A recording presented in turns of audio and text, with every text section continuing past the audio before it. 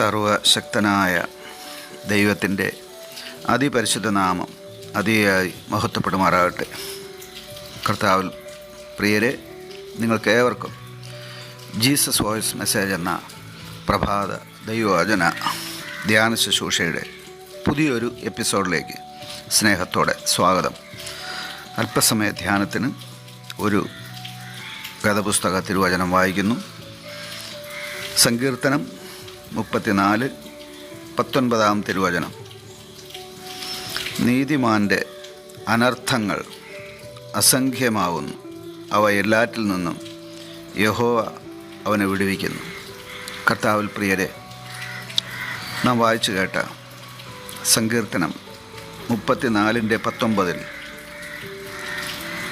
ദൈവം ഒരു നീതിമാൻ്റെ അഥവാ വിശ്വാസിയുടെ ജീവിതത്തിൽ അനുവദിക്കുന്ന അനർത്ഥങ്ങളെക്കുറിച്ചാണ് രേഖപ്പെടുത്തിയിരിക്കുന്നത്. അവ ശോധനകളാണ്, പരീക്ഷകളാണ്, സഹനങ്ങളാണ്, ബുദ്ധിമുട്ടുകളാണ്, കഷ്ടത എന്ന് പറയാം. ഇതെല്ലാം ചേർത്ത് ഇവിടെ നാം ആഗ്രഹിക്കാത്ത അഥവാ ഇഷ്ടപ്പെടാത്ത അനർത്ഥങ്ങൾ എന്ന് പറഞ്ഞിരിക്കുന്നു. നീതിമാൻ എന്നാൽ വേദപുസ്തക ഭാഷയിൽ ഒരു വിശ്വാസി നീതിമാൻ്റെ പട്ടികയിലാണ്.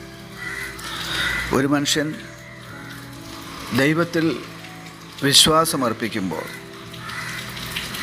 ആ മനുഷ്യൻ നീതിമാൻ്റെ പട്ടികയിലേക്ക് വരുന്നു. അതെ, ഒരു മനുഷ്യൻ ദൈവത്തിൽ ശരണപ്പെടുമ്പോൾ, ദൈവത്തിൽ ആശ്രയിക്കുമ്പോൾ, ദൈവത്തെ സ്വീകരിക്കുമ്പോൾ ആ മനുഷ്യൻ നീതിമാൻ അഥവാ ഒരു ഭക്തൻ, വിശ്വാസി എന്നൊക്കെ പറയപ്പെടുന്നു. ഇങ്ങനെ നീതിമാനായ ഒരു വിശ്വാസിയുടെ ജീവിതത്തിൽ വരുന്ന അനർത്ഥങ്ങൾ വളരെയാണ്. എന്നാൽ ഈ വാക്യം അവസാനിക്കുന്നത് അസംഖ്യമായ അനർത്ഥങ്ങളോടെയല്ല. പ്രത്യുത ദൈവം ഈ അനർത്ഥങ്ങളിൽ നിന്നെല്ലാം നീതിമാനെ അഥവാ വിശ്വാസിയെ വിടുവിക്കുന്നു എന്നാണ്. ഇതോടൊപ്പം ചേർത്ത് വായിക്കേണ്ട മറ്റൊരു തിരുവചനം കൂടി വായിക്കട്ടെ.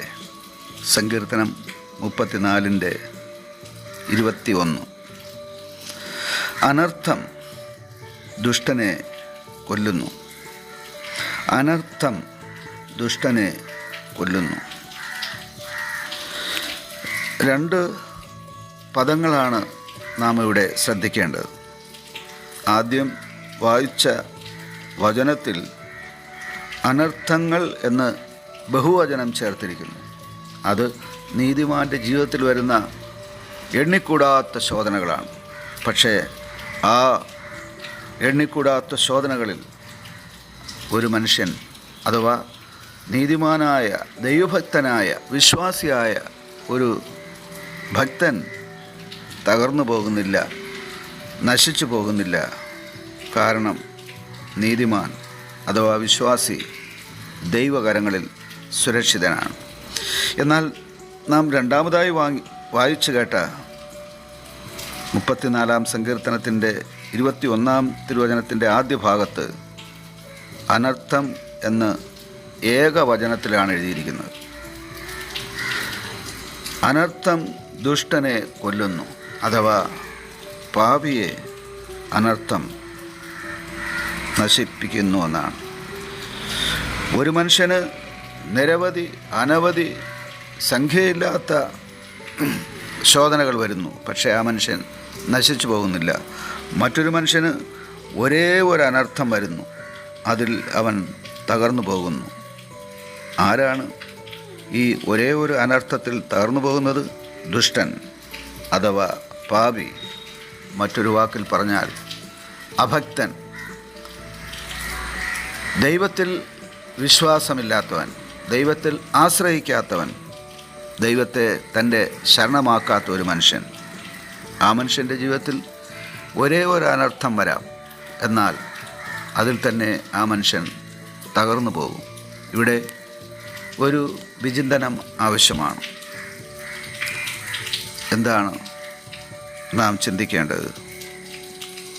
ഒരേ ഒരു അനർത്ഥത്തിൽ നശിച്ചു പോകുന്ന ദുഷ്ടനെ പോലെയോ, അഥവാ എത്ര തന്നെ അനർത്ഥങ്ങൾ വന്നാലും ദൈവകരങ്ങളിൽ സുരക്ഷിതനായിരിക്കുന്ന ഒരു നീതിമാനായിരിക്കണമോ? ചിന്തിക്കാം, ധ്യാനിക്കാം, ദൈവത്തെ സ്വീകരിക്കാം, നീതിമാനായി ദൈവകരങ്ങളിൽ സുരക്ഷിതനായിരിക്കാം. ആമേൻ.